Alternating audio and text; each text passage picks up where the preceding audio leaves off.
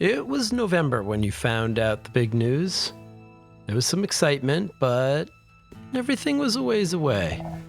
Now it is February and it is starting to show, starting to get real. Dr. Longdale says that your roadmap still has 6 more months, but you realize you're not sure what to do next. You're not quite sure what to do between now and that big day, possibly August, possibly September. Maybe it's your first time, maybe it's even your 10th, but you still might want to know what to expect when you're expecting.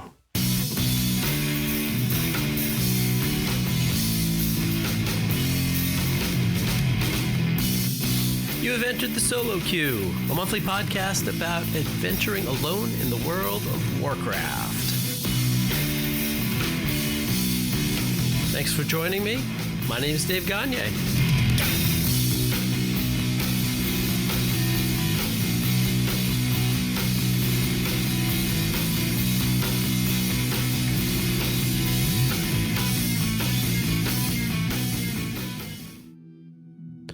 Welcome back for episode 5 of Solo Queue, and welcome to you if this is your first time listening. Maybe you haven't gotten here yet, so welcome aboard. This is Solo Queue, a monthly podcast about playing WoW alone. You know, not really getting into groups and doing stuff and how to play this massively multiplayer game all by yourself. My name's Dave Gagne. Thanks for joining me. Thanks for coming back. And today on the show, we're going to talk about some recent WoW news, get an update on the 2024 roadmap, wander around the island of Pandaria a little bit before we talk about our main topic today, and that is what to expect when you are expecting a new WoW expansion. What do you do in the lull? When the servers are getting a little boring and the crowds are thinning out, what do you like to get up to in the game? We'll talk about all of that and more. But first, where are we? Well, we are standing on the westernmost island of Pandaria in the Townlong Steppes. And Nizhao Temple is just behind us, 1 island away, and we're here peering to the west to see if we can see anything on the horizon that looks like a new landmass for the War Within, which is where we're going to be headed in a few short months. But not yet. We've got some time. We've got 5 or 6 months at least. According to the roadmap, we are looking at a launch of late August, early September, end of summer, maybe early fall. I called my shot a few weeks ago, August 27th. That's my guess, August 27th. It's a Tuesday, the last Tuesday in August, and in my own life, about as busy as my world is going to get at the start of a new school year, so naturally, I think that's when The War Within is going to launch. But before we get to the news, I wanted to see what you thought of episode 4, the very first bonus interview episode, How Do You Solo? And I was lucky enough to interview Gershom, one of the hosts of the Thrall's Balls podcast. Big news over there. They just added a 4th host, so check them out over at Thrall's Balls Pod on the socials and such. I really had fun, and I hope you enjoyed this different kind of episode. It was a conversation, so it was very different. It was so much fun to sit down and just chat and talk about the game and learn about somebody else's play styles and somebody else's experiences. Gershom brings a lot of energy and a lot of knowledge. I love that she said, I did not play on the first day of vanilla, but I did play on the second day. Usually you can spot vanilla players a mile away because that's kind of what they lead many sentences with. So, but not Gershom. And it really was a lot of fun to just talk about the game, not connected to MMRs or eye levels or what's your highest key, how crappy your vault rewards were this week, and just share some stories. And frankly, it makes me want to do some more interviews and learn about more people's stories. So my original goal was to do one per quarter. So every 3 months or so, try and get another interview into the schedule. And I'm hoping to stick to that. As much as I would love to do that like every month, I think that'd be fantastic. But time is a cruel mistress, and that's probably not possible yet, but we will see. Hey, if you have a suggestion or even you want to volunteer, feel free, reach out to me with your stories. And if you want to be, if you'd like to be featured in an interview episode, feel free. I've got some ideas for some people. I'm going to be reaching out to some people, none of them that know me. I'm just going to kind of try and barge my way in. I would love to chat with the guys from the Starting Zone. I think it'd be great to talk to Jason and Spencer about the show they do and their experiences, especially as two players who do have a lot of experience playing in groups. But that said, everybody's alone at some point, so I want to hear more of those stories. But let's get to this month's news. You bring news? What news from the mainland? Have you any news? I have to admit, I really want the sound bumper for the news to include Professor Putricide saying, "Good news, everyone." But I can't do it. I can't bring myself to, because, I get that from listening to The Angry Chicken with Garrett and Jocelyn and Willie Dills way back in the day, and that was their news bumper, and it might be the best news bumper in the game, right? In Warcraft. And I can't bring myself to do it, even as kind of an homage to The Angry Chicken, one of the first gaming podcasts I listened to. But alas, I will stick with what I've got, and that is a good transition into our first news item, and that is that the Hearthstone 10th anniversary celebration is coming up. If you are a Hearthstone player, I'm sure you know a lot of what's coming up. There's some celebrations going on in game. But if you are a Warcraft player, there is a connection, just like there was back in the day, that you could get the Hearthsteed mount. Well, 10 years later, there is an updated new fiery Hearthsteed mount. If you are a Warcraft player and you log into Hearthstone between March 11th and May 14th, you will get this fiery Hearthsteed mount. It looks pretty fantastic. Where the original Hearthsteed mount was blue and kind of shimmery and flamey, this is a red, fiery Hearthsteed. Looks pretty cool. So you've got 2 months. Hop in the game. Go check that out. Play a few games of Hearthstone. Why not? And then when you come back into WoW, you will have the celebratory mount for Hearthstone's 10-year anniversary. That is insane to me. Next, as if I did not have enough things to occupy my time, Blizzard decided it would drop Warcraft Orcs vs. Humans and Warcraft 2 Beyond the Dark Portal onto the Battle.net launcher, available for sale for $5.99 and $9.99 respectively. Yeah. Warcraft 2, of course, includes the original Tides of Darkness and the Beyond the Dark Portal expansion. Apparently, original Diablo is also available. And I would be really excited for this. But man, I do not have time. I really want to play through. I've played through Warcraft 1 a bit on some janky whatever, and I've never played Warcraft 2. I have played through the first half of Warcraft 3, so I'm really excited to have access to those. I just have no time. I really want to. I want to play those, and so I'm excited that they're there. And frankly, for $6 and $10, I might as well just hand my money over because I will be getting those at some point. I really want to go through more for the story and just gain that experience. I was not playing RTS games in the late 90s, mid 90s when these started. So this really is diving back into the origins of Warcraft. So it's on my horizon. I just hope it's not on my short horizon. I'll see what I can do.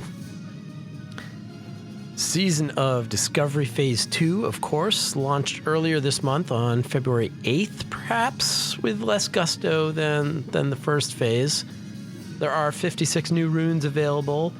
There is PvP action going on in Stranglethorn Vale, and the 10-person raid is through Gnomeregan. The level cap rose to level 40, so you get 15 levels of leveling to do if you were already up to the max previously. And now runes can be engraved on your foot and your waist gear slots as well. So you've got 2 more slots where you can be putting in these new runes. So that's exciting. You're not giving up the first round of runes. If you were hoping for a Race to World first and you blinked, you likely missed it. The guild None of the Above was the first to clear the 6-boss raid only 12 hours after Phase 2 launched. 12 hours. That is insane. The one aspect of Phase 2 that I'm excited about is the 50% experience boost for characters between levels 1 and 25. I have not finished leveling. I think I topped a couple characters out at around 11. So, I'm looking forward to getting back there at some point. So if you've dipped into Season of Discovery but just haven't been going ham on it, leveling at least to 25 just got easier. So getting through that Phase 1 cap, 50% experience boost, and if that's your one big hang-up with Classic is how slow and difficult the leveling is, well, they just made it a little bit easier for you. So get on in there. It's a lot, it's a lot of fun. If you're not tired of the Classic experience, I think Season of Discovery is a lot of fun. For more info and the features, of course, you can head over to Wowhead. They have all sorts of good stuff. One bit of advice, and I haven't yet been in since Phase 2 launched, but I do have one bit of advice. I know there's a lot of, I don't know if I call it criticism, or complaining, but a lot of people talking about how, yeah, this is a Season of Discovery, except everything's been data mined and everything's been published, and some of these things are just so hard to find anyway that it's basically like tracking down a bunch of the secrets that are put into the game unless you're just going to go to Wowhead. And the advice is this: if you want to preserve some of that discovery, some of that feel of I'm still discovering things, but you don't want to just wander blindly around Kalimdor and the Eastern Kingdoms, head over to Preach Gaming.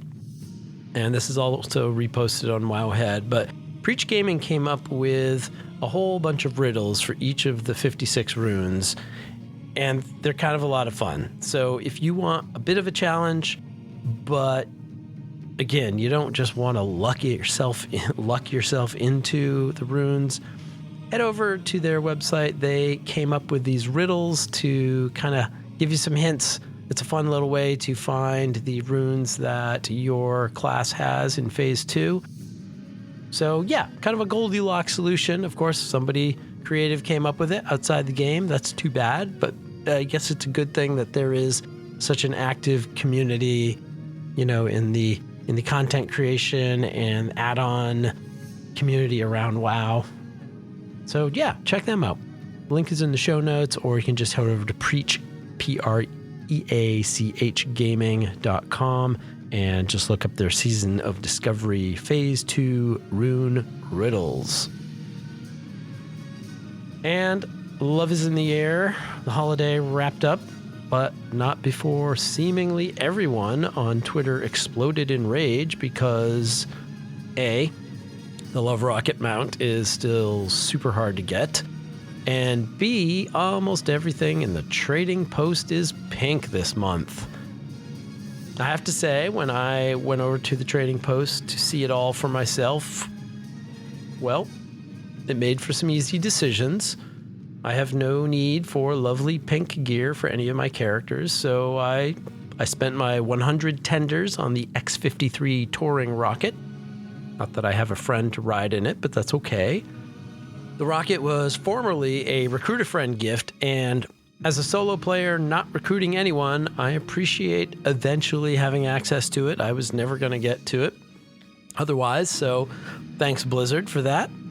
And I also spent 10 more trading tenders on the mannequin charm, so I could turn into a trading post mannequin and stand there and not move for a while.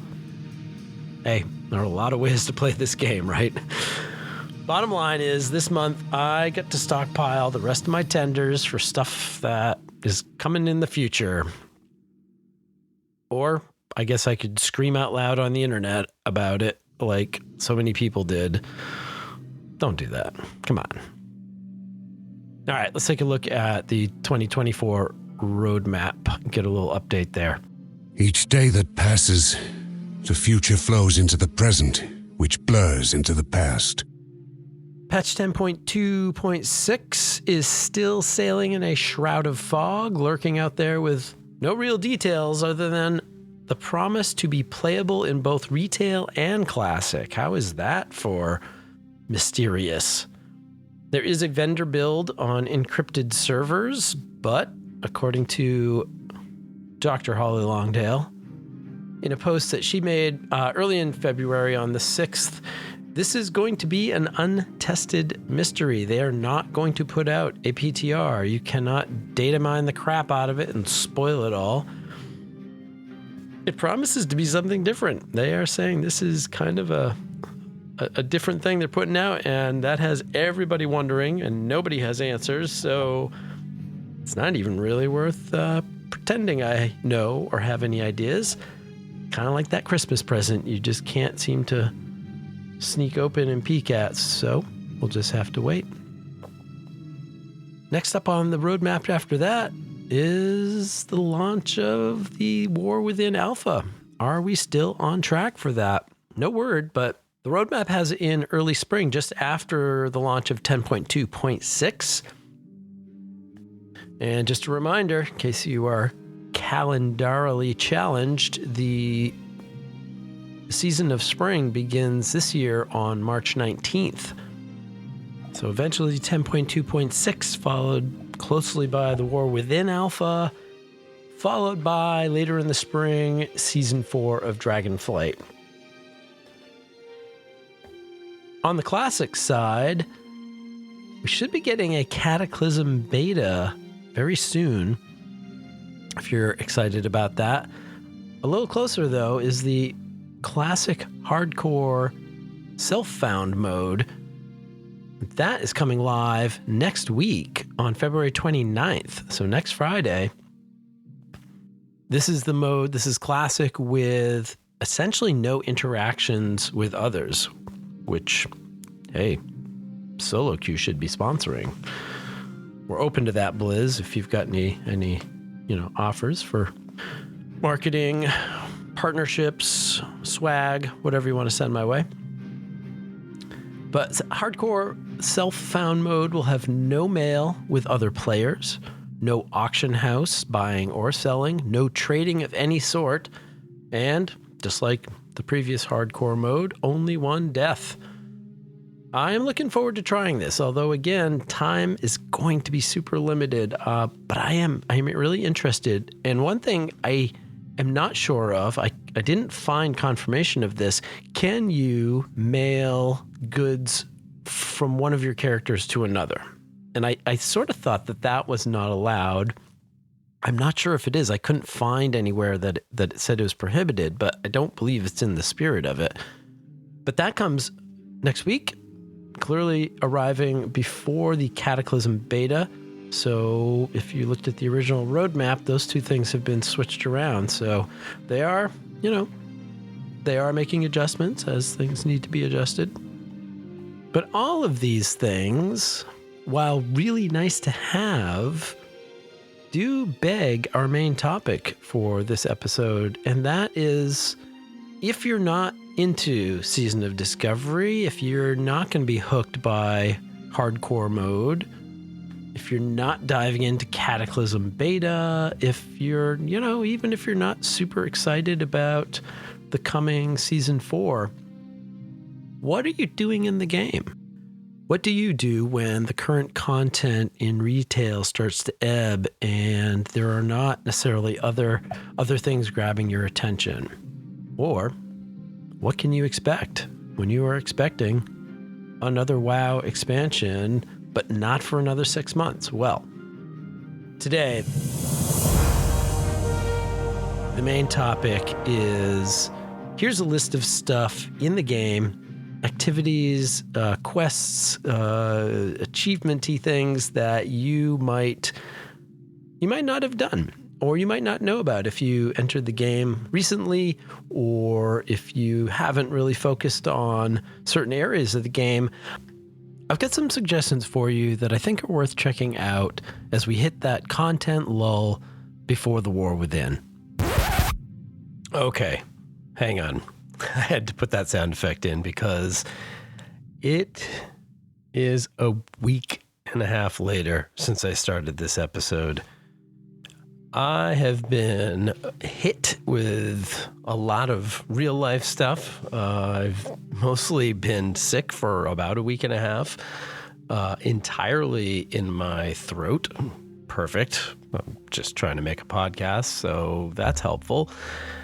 And as a teacher, teaching 9th grade kids all day, I don't exactly rest my voice and then come home and am able to make a podcast. So it is a week and a half later, and I think I have enough voice to kind of pound through a shortened version of this. On top of real life stuff, on top of being sick and people in my family getting sick, people in my family having big surgeries, stuff going on, work to do. On top of all of that, tomorrow my wife is swinging by my school, picking me up as I walk out of my last class, and we are headed to the airport to fly to France for 3 weeks. So we've been cramming and jamming and trying to tidy up all the loose ends and get the house taken care of and the dog taken care of and people that we take care of, get them taken care of, and thing upon thing upon thing, and finish all my grading and do all the stuff. So I say this to you knowing that A, it's getting late, and B, it is getting close to the time where I'm just going to drop off the face of the earth for a couple of weeks for the first time in a really long time. We're really excited about this. I'm going to trim down what I had originally planned for this episode, and I hate to do that. And maybe I feel a little bit better having given you a bonus episode earlier in the month, but I am going to focus down on my list a little bit, mostly because I know I'm going to run out of voice. Frankly, the longer I talk, the more I push off packing, which I don't love doing, but anyway. So with all of that aside, all of that disclaimer and apology and mea culpa, and not that you knew I just took a week and a half away because it really was a couple seconds and a sound effect for you, but obviously this episode did not get out early. So without further ado, let's get into a list of things I think you can be doing in retail WoW right now that might keep your interest while we await the War Within. First on my list might sound super obvious, and it will to a lot of people, but A, it's a nice reminder. B, really think about it because you might toss it out of hand, but when was the last time you did it and really did it? And maybe you know what I'm going to say, but I think you should be leveling alts. I think there's a lot of fun in this game, and I think there's a lot of fun that we forget is out there. There are zones out there that every now and then I'll be listening to zone music in my normal life when I can't get to the game, but I need to focus. There's so many good zones for music. And every now and then a zone will come up and I'll think, wow, I really haven't been there. And I really don't remember those storylines, or, oh, I had so much fun doing those quests at least once. And, before I know it, grabbing somebody and flying somewhere. And if I've got some time, going doing some zone questing. Having a stable of alts sometimes just means having a bunch of characters already ready made, and you can just take one out, head out to a zone, and start having fun. There's kind of two ways to approach this idea of leveling alts. And the first way I want you to think about it is really the way I intend, and that is, don't pound on your heirlooms or max out your rested XP, or just go grab a YouTube video that is, leveling 1 to 70 in 38 minutes. Go and do the experience. Go and have fun. Go find the original quest hub for the zone and find that intro quest and just dive in. Go slowly. Maybe don't dragon ride everywhere, or do it on a low-level alt where things are meaningful, and just kind of experience those things again, even if it's for an hour. If it's an alt that you don't care about, if it's a character that, is, I don't want to say throwaway, because they're all very important characters. We don't want to hurt anyone's feelings. But if it's not your main, and if things aren't riding on it, hey, take them out. Go have fun. See the zone. Remind yourself of some things, have a little bit of nostalgia. If you get bored, you can stop. And there's a couple benefits to this. Leveling gets you eventually more characters closer to max level. If you're someone who does like to have multiple characters at max level, maybe for different skills or different roles in endgame, or different professions, or different armor classes for collecting Mog. Anytime you can bump somebody up another 10 levels, 20 levels, what have you, you're that much closer to having more people. Some people like to have, a pile of alts all hanging out outside of different raid zones and dungeon zones, ready to hop in when the time comes. So leveling, if you enjoy that ride, why not do that every now and then? The next thing that comes to mind with leveling is heritage armors. Every class in the game, I'm going to pull up my notes for this. Every class in the game, with a couple of exceptions, have heritage armor quest lines now, or at least heritage armors if you hit a certain level. I currently am sitting at 19 of 20 for the available heritage armors. I only have the undead to go, and I know the undead quest chain is out there. People have done it. I think I've heard it's good. I have to get an undead character up to 50. I believe that is still a minimum requirement. I believe I do have her up to 50. I have an undead mage kicking around, and I believe she is 50. I just have not had the time to get over there and do that, but that is something I have thoroughly enjoyed. 19 heritage armors. A lot of the early allied races, you kind of just hit the 50, you hit the reputation, whatever it was, and you got the heritage armor. And a lot of these sets, these heritage armor sets, are, pretty indicative of the class. As I like to say, hey, it's style. So you do you may like it, other people may not. I think overall, I would say the reaction to the sets as a whole has been above average. Certainly, some people think there's some stinkers, and some of them are better than others, no doubt.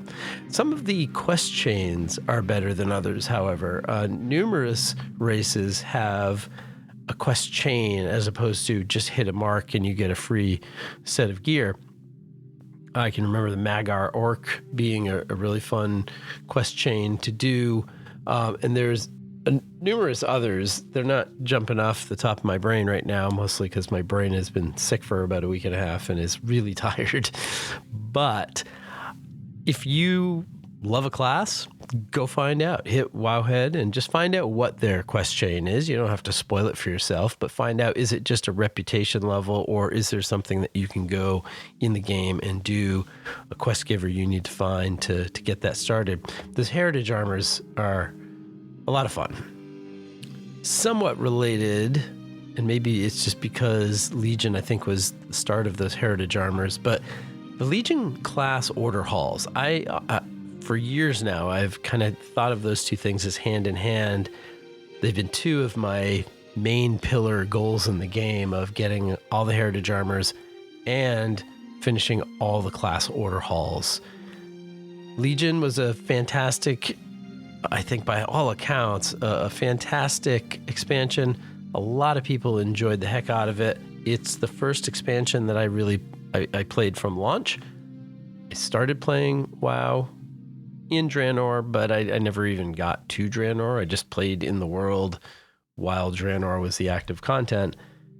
The first patch that I had max level characters, first patch, pre-patch event, all of that stuff I started with Legion, so I'm definitely partial to it.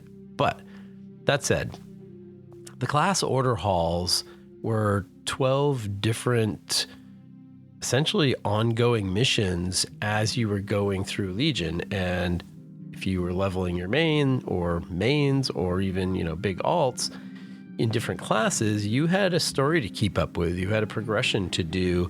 And each class, similar to the heritage armors, had its own class set. And the way you got the class set is it was doled out kind of piece by piece as you progressed through the Order Hall campaign. Each of the classes had a hangout in Legion. It was a place only the members of that class could show up. There were heroes of the class, important people of the class. So there's a lot of lore baked into that. The quality of the storylines, I think, varies a little bit.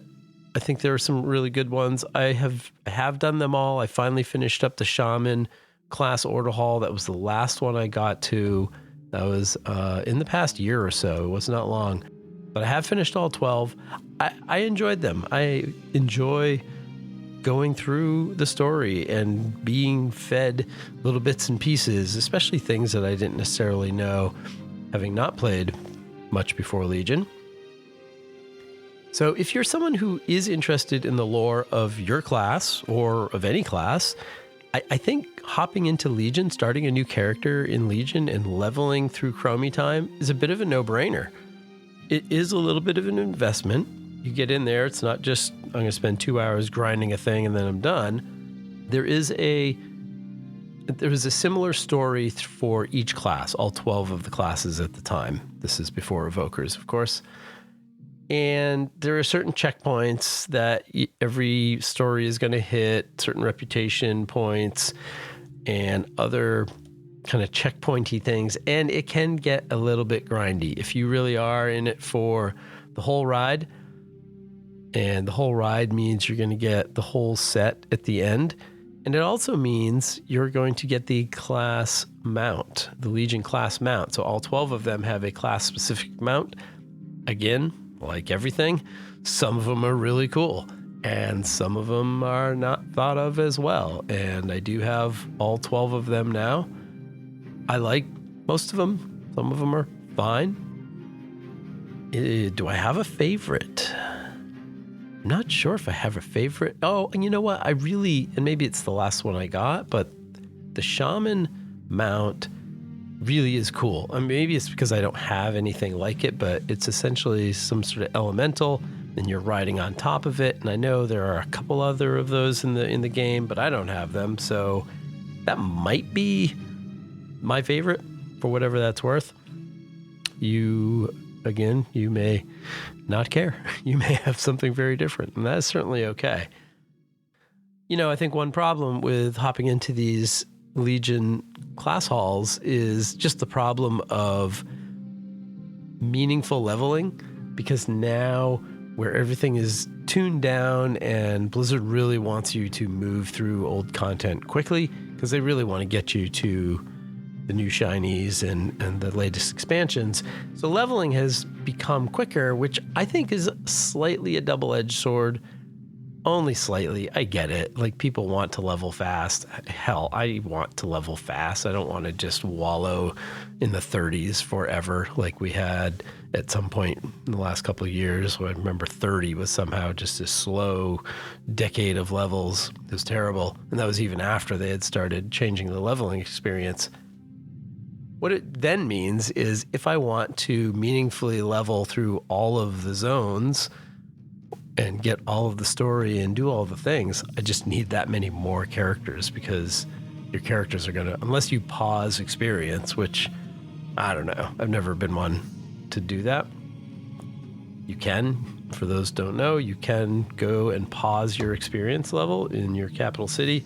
There's not a vendor, but there's an NPC you can find that you can turn off experience gains. And I know that's a big thing in PvP for whatever reason, or it used to be, or I don't know.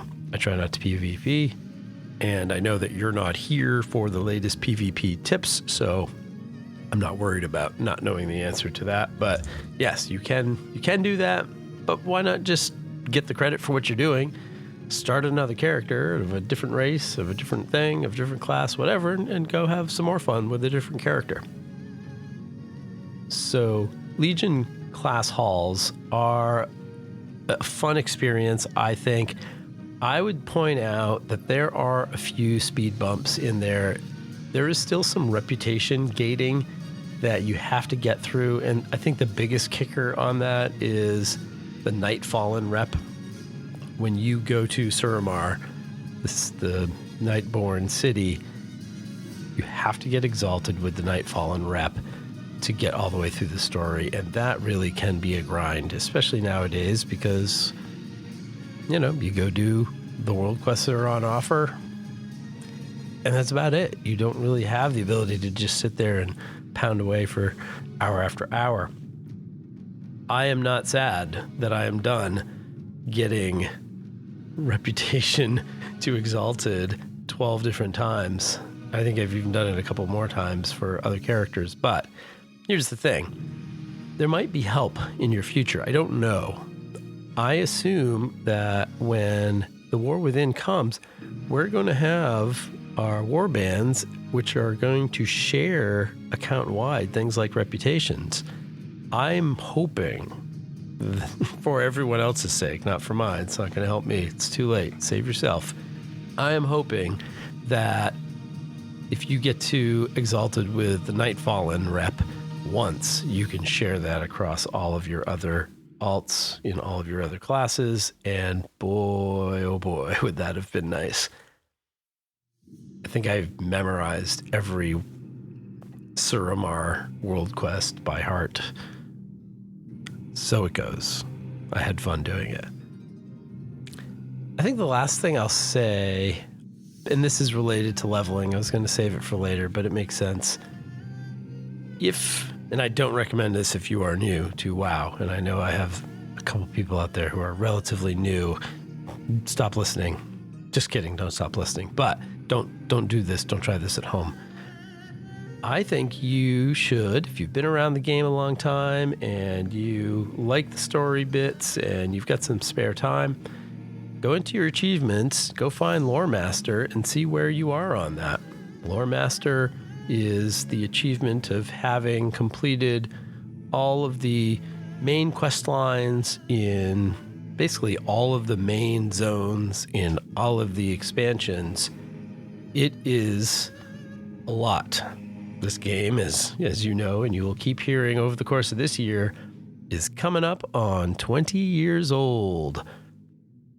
This is going to be the 10th expansion. Is that right? Yes, the 10th expansion. When we hit 11.0, I always have to do that little math in my head. Okay, it's 10 expansions, but it's 11 because the first one's not an expansion. Got it. It's sort of like, wait, the 1900s are the 20th century. Okay, got it. Anyway, try Lore Master. Do you have everything? Take a look at your at your Lore Master achievements and see a lot of people have a lot of zones half done or quest lines that are done. They're 5 out of 8 or 3 out of 7 or kind of close. If that's something you're interested in, it's not, trust me, you do not do it for the reward. I finally completed Lore Master again within the last year or so. It was before Dragonflight came out. That was one of my goals for the end of Shadowlands expansion, was to get the last of the old world content done, get my Lore Master huge, massive reward, which is the ugliest tabard I think there is. I'm not going to wear it. It's so hideous. I don't know why it's hideous. It's cool. It is literally cool. It's the quest giver exclamation point, like a giant yellow exclamation point on a tabard. And yet, boy, it looks terrible. Excuse me. This laughing is not helping my cough, which I will hopefully have blocked out about 18 times since I've started this part of the show. The tabard, the quality is fine. It looks so dorky and so bad that even I won't wear it, and I kind of enjoy dorky and bad. And that's it. That's all it's not even a mount. You really should get a mount for Lore Master, especially now. Okay, right now, according to my list, you need a minimum of 85 zones. 85 zones. I have the number 88 on my list because in Battle for Azeroth, you were obviously on either the Horde or the Alliance. Each of them had 3 starting zones, and for BFA, you just needed to do those 3 starting zones for the Lore Master. You did not have to do the opposite 3 zones. I added the 3 because, I wanted to do Horde and Alliance. Of course, I wanted all the story. So you might do the same thing, but technically, yeah, you need just 3 of those zones, not all 6. And if we're being super specific, of the 85 or 88, either way, 8 of those are not actually zones. 8 of them are Sojourner quest lines. So in Dragonflight and in Shadowlands, the last 2 expansions, they've done what are called, essentially what they've done is the main quests are for the zone, and then there's a whole series of side quest chains that are not main story quests. But for Lore Master, you have to also do those. So each zone technically has 2 sets of quests that you have to accomplish. So 4 main zones plus 4 Sojourner quests for the last 2 expansions. It's a fun list to make, and frankly, if you reach out to the show, I would happily send you my pre-made list of all the zones and all the little, it's like in a little checkmarky table thing that you could just grab. I can show you how. You can keep track. Some zones are many quest lines. I think I remember some of them as high as like 12 different quest lines. Some of those quest lines are long. Like just knowing that there's 12 quest lines in a zone doesn't really tell you how long. Some quest lines are short. Some are long. It's kind of an adventure. It's a long-term goal. I think it's fun. I think it's a good thing to chip away at if that's something that you are into. And hey, it gets longer every expansion. I haven't actually finished Dragonflight. There's more stuff I need to do to get to those Sojourner quest lines. I think I'm close, but I've been just pulled away from the game for a little bit. So I'm a little behind in where I thought I might be. I will wrap that up before we get to the War Within. Summer things will calm down a little bit, and I look forward to that. Even when I started, I mentioned I started playing in Legion, and even then, there was 59 zones to get to before Legion. So, you've got your work cut out for you. But, hey, why not? Why not? And that's kind of my big suggestion for leveling. Things around leveling. Things you can do around leveling. The next idea I have for you, for things you can do while you're kind of waiting for the news stories and the new stuff and the good stuff to come, is heading back into some of the small group or even kind of individual group side content. I was racking my brain a few minutes ago about, is there a name for these? And I'll just list the couple off that I have in my list. Warfronts. In Battle for Azeroth, we had 3 warfronts. You had the Stromgarde encounter, the Darkshore encounter, and the Arathi Highlands encounter. Also in BFA, we had the Island Expeditions. It's a podcast. You can react however you want. I'm not going to hear it. Don't care. Torghast. You could do Torghast. But these small group things, is there a name for them? I couldn't find them. I couldn't find that. I couldn't think of it. It's not there in my brain. So regardless, these 3 are the ones that came to mind. And I mentioned them, whether you love them or hate them. And frankly, I've heard tons of bad about all 3, but all of them have lots of transmog locked away in there. I believe all 3 of them have mounts that you may be interested in. There's certainly story things that are worth doing once. I mean, there's almost everything in the game is worth doing once, just to see what road Blizzard was taking you down, how things played. I thought Island Expeditions were kind of fun. I was not one of those people who had to do them 24/7 to keep pace with my Azerite grind. I can remember listening to all the people on the podcast complaining about that. And yeah, it does seem like Blizzard made the choice to make that the best way to do it. And therefore, everyone felt compelled to do it. And if that story sounds familiar, rinse repeat for Torghast, where Torghast was the way to do the thing when you needed, Stygia and all that weird death stuff. And people were just running Torghast for their legendaries and crafting things. And you just had to pound out Torghast and everyone got sick of it.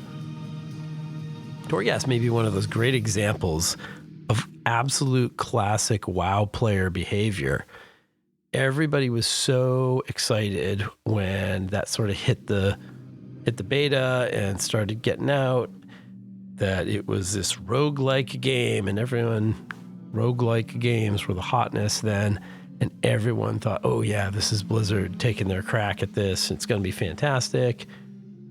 And I think by all accounts, it was solid content. You get in a group of 5, you can do it alone. I think I always did them alone, of course. See the name of the podcast. And, the scenario changed a little bit. The pathways changed. The rooms changed a little bit. Yes, if you did a lot of them, they got a little samey. And I think there were more things that they could have done with it. I do think there was a point where Blizzard hung up their mitts with Shadowlands and wanted to move on. I think the more news we hear coming out of Blizzard post layoffs and post firing these people and letting go of these people, we keep hearing things about how bad things might have been, both with COVID and just, personalities and what have you. So sure, they didn't iterate on Torghast as well as they could have, but that's still, it was a solid game experience. And so if you go in there and you hate doing it, don't do it if you overdid it. But I think a lot of people didn't overdo it necessarily. And being a, level 70 power player, you may be able to step back into Torghast and kind of breeze through those. And if there are, like I said, if there's transmog you want to collect or if there's things you want to buy, go for it. Island Expeditions, kind of the same thing. I remember there's a lot of mounts to find. There was various Mog, and same thing with the Warfronts. Those 3 situations I mentioned, those were 20-player scenarios where you were basically retaking on the week, a certain place from the opposition, and there were heroic levels and different sets and different rewards for the heroic levels. Again, as a level 70 kitted out player, I have to imagine, I haven't been back to these in a while, but I have to imagine that those would be a good thing to dive into and relatively pain-free. I would hope, because if you still need 20 people to line up for your Warfront, that might be pretty limiting.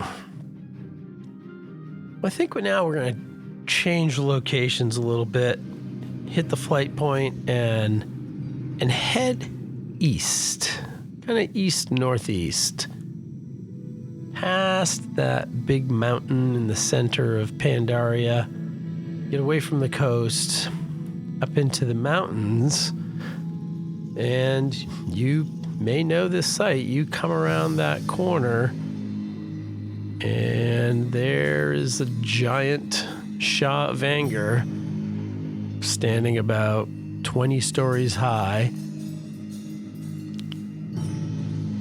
Or, what is more common nowadays, of course, is you come around the corner, there is a dead Shah of Anger, and 5, 10, 20, 30 people, 30 players just kind of standing around, trying new mounts, doing stupid stuff, playing with all their strange toys that make lots of noises, asking people what the world boss timers are. Can you tell I've done this a few times? There are 4 world bosses in Mr. Pandaria, and that fits into the next thing on my list, which is go hunting for mounts. Go hunting for transmog. Go find outfits that you want to wear or stuff you want to gather. Find what dungeons and raids they drop from, and start sending people at them. And one of the top groups in that category is, it literally is all over my notes, my playing notes, as capital M, small o, capital P, and the number 4. The MOP4. I don't even say it in my brain. I just see it, and it is Galleon, the Shah of Anger, Ondasta, and Nalik, the 4 world bosses from the Mr. Pandaria. Each of them dropping a mount, a rare mount. Each of them something you could farm for years. You can do it once a week per character. They're not hard to find. Each of them, if I remember right, each of them pops up into the world on a 15-minute timer, give or take a few minutes. And here we are flying into the little town of Wenkeg after passing the Shah of Anger lying there in a heap. As I was flying over on my Garona server just now, there were 7 or so players just hanging out, waiting for that next arise. Should only be a few minutes from now. I saw the body disappear, so we're within a couple minutes of the Shah coming back. But haven't been here for a while, so we'll stop in and see Chio Miss Pa. Looking to buy? In the inn at Wenkeg, and see if we can't get our drink of the month. Interest ya in a pint?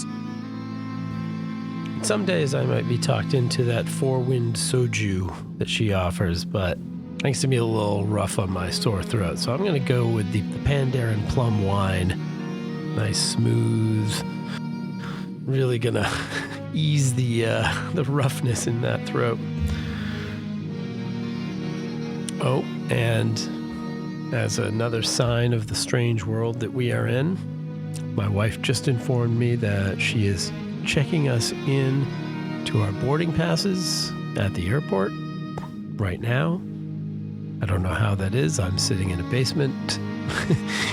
It's a weird world that we live in, but it is a reminder that there's a hard limit to my time.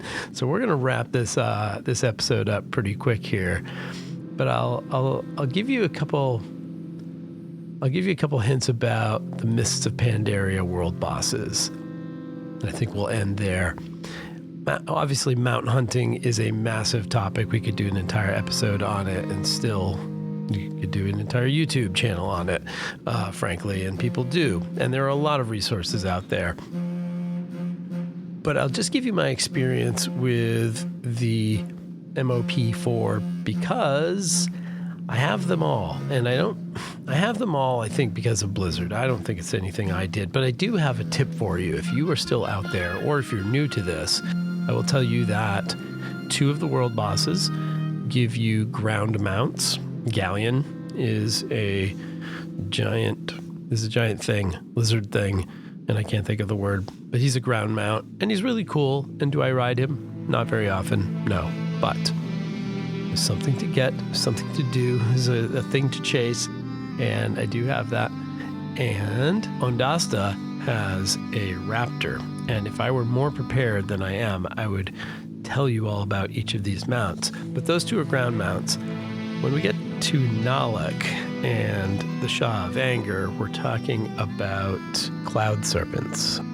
They are very distinctive mounts, come in all sorts of different colors and amounts of lightning and effects. There's some basic ones, but then there are some more active ones as far as what is actually on the mount.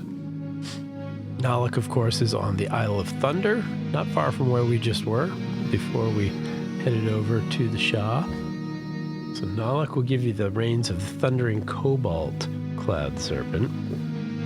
Meanwhile, our neighbor nearby here, the Shaw of Anger, drops the Heavenly Onyx Cloud Serpent, which I still think is one of the coolest mounts in the game. So, here's the deal. Here's how you do it.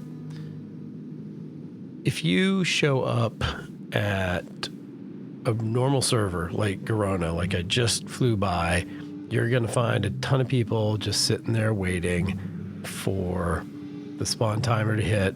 15 minutes, 20 minutes, somewhere in between there, usually about 15 minutes.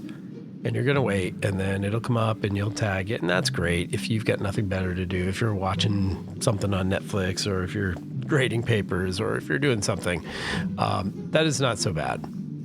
But if you want to speed that up, I have a suggestion for you. You need to get onto RP servers. And when you do that, at the risk of somebody yelling at me for not using RP servers for what they're supposed to be for, you should definitely RP when you do that. You should roleplay when you go onto those servers. But here's what you should also do. You should go to Pandaria on an RP server, especially a low pop RP server, where there is nobody. And when you enter the zone, each of those 4 zones, the boss is just there because they have spawned a long time ago and no one has killed it in forever, and it's just waiting for you. So as soon as you enter the zone, you will hear, "You will not bury me again!" and then you cross your fingers. You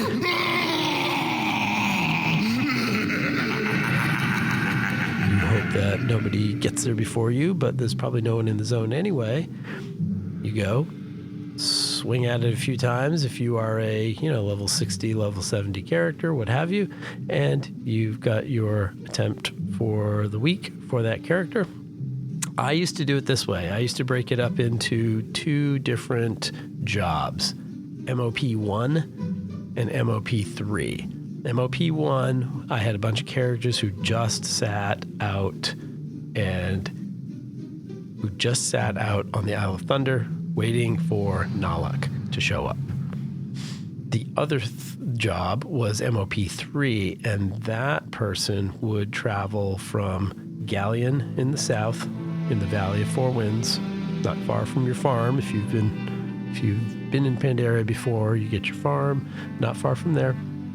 Then you travel north to Shaw of Anger, and then from there you travel north again to the island of the dinosaur things. The dinosaur bones. I forget what that one's called. To go track down Ondasta, the third of those 3 bosses. And essentially, once you do that loop with somebody, the 15-minute timer on your first world boss is going to come back. So when you log into the next character, and be sure to role play when you log into that next character, and they come up at the same place, they can do the same loop of 3, and you're hitting kind of your own timer. And you're not waiting. There's no waiting. It's really nice. Low pop servers are a blessing for that. Now, I did that for a long time, and I never got any of them. And then, this wasn't that long ago. I wish I could remember exactly when, but it was about a year ago or so. Blizzard changed they changed the drop rate. They did something to the drop rate for these world bosses, and I got all 4 of them. I believe it was within 3 weeks. After doing this for years, within 3 weeks, I had all 4 of them. It was fascinating. Now, I don't know what that means. Maybe I hit some bad luck protection because I had done it so many times already. And so if you're just starting out, yeah, you've got a ways to go before you start hitting that bad luck protection. That maybe is my guess. I don't know the super details, but I swear by this method. I swear by the RP server method. I have, a hat full of tunes on a bunch of RP servers, and they were doing this job. They were set up. A bunch of them had their Hearthstone set to right here in one keg, and they would fly down, hit one hearth, and then do the other, and rinse and repeat. It's kind of a fun chase, it's a little bit grindy, it's a little bit what have you, but there are some very cool mounts. And it really is a little microcosm of that aspect of WoW, of, hey, I want to just dig in and try and get a thing that's really hard to get. It's just a bunch of pixels. They're kind of cool, but yeah, it's an aspect of the game. It's a thing. And it's a thing you can do while you're waiting for the War Within to roll in. It's a thing you can hop in and do without, thinking too much. If you're going to do that method, there's a little bit of setup you can do. Get some characters on a server, level them, as somebody mentioned earlier, and have fun doing it. I think that may be it for this week. I know I have a bit of a chore of editing this and getting a couple hours of sleep before getting up, teaching a couple more classes tomorrow, and then, yeah. If I have any listeners in France, and I think I have a few downloads in France, I'm coming your way. Leaving tomorrow, Wednesday. I don't know when you're going to get this episode, but I am going to be there for the first couple weeks of March. So hit me up on the socials. Tell me where you are. I'll tell you where I might be. We will be in Paris. We'll be in Loire. We'll be in Normandy. We'll be in Nice. We'll be in Provence, Bordeaux. We're kind of moving around. We're going to have fun. And since I'm checked in at the boarding pass area, I should probably get this episode wrapped up. So yes, our time in the queue is up for this month. I clearly need to go pack my bags in real life because I have not really done so yet. In game, I think I'm gonna finish my Pandaren plum wine and head out and watch people take stabs at Shaw of Anger again. And I will not sit on my mount. I'm not going to rub it in. Maybe I'll even walk over just to be supportive. But hey, remember, all the music you hear in this show is, and the voices, we heard our friend Chio, all the music you hear and the voices of the work of the amazing people at Blizzard. The ones that still work there, I know. Don't play muted. Come on. Listen to all their good stuff. And, of course, the music taking us out right now and the introduction music at the start of the show are my real-life friends in the doom metal band Ogre. It's legit. They're playing down in Baltimore in just a few weeks. In fact, right after I come back from France. I don't think I'm going to make it. Of course, I want to thank everybody who contributes to the show and helps me out big ways and small. Certainly, she gets tired of me saying this. My very supportive wife. Maybe I won't let her listen to this episode. I want to thank the people at Podbean who are hosting Solo Q for y'all, whichever feed you get it from. That's where it comes from. The sprout of the bean. Yeah. If you want to support this show, even in the smallest way, you can find me at Patreon, at patreon.com, at SoloQWow, SoloQueueWow. Thank you to my current patrons, Andrew and Righteous Bandy, and to my newest patron, That Sky Guy. That Sky Guy came in guns a-blazing because he's already contributed some fan art that I have put into Twitter feed. I don't think I've put it anywhere else, but it will get around because it's really cool. The awesome logo from That Sky Guy. If you want to join the Solo crew, head over to SoloQ at thepatreon.com and yeah, appreciate your support. But even if you're just listening to this podcast, I appreciate that too. Subscribe at your podcast feed of choice. You can contact me at SoloQWow at Gmail, Facebook, all the places. Twitter. I'm on Twitter the most. There is a Blue Sky somewhere, I think. All right, I am getting out of here before this throat just quits. Hey, if you are headed to Pandaria for the first time to go grab a world boss, good luck.